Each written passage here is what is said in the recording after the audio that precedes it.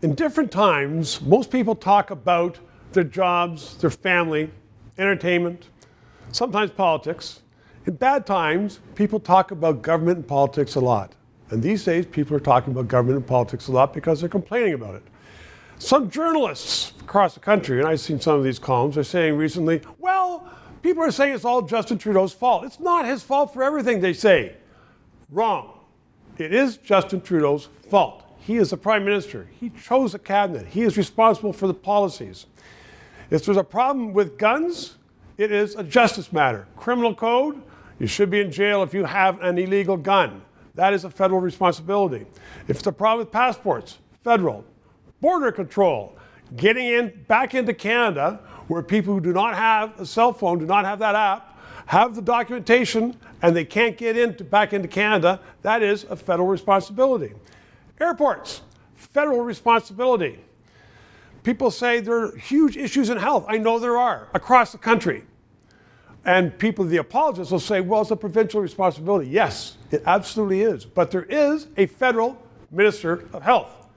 And the federal Minister of Health pays a lot of money to the provinces and can dictate policies, can call together ministers of health from the provinces or the premiers and say, we have to deal with this.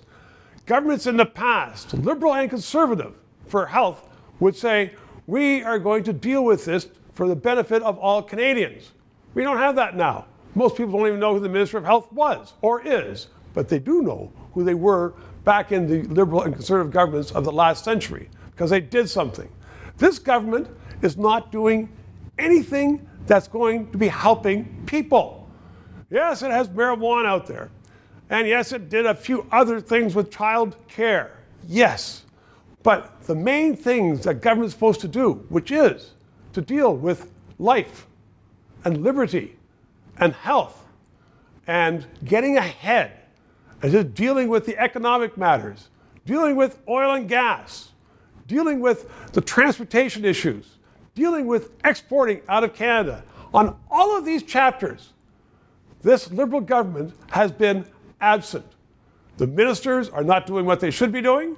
The Prime Minister, he deserves a holiday, but he is not what he's doing when he's holding ministers to account. It's a woke government. It deals in promises that doesn't deliver.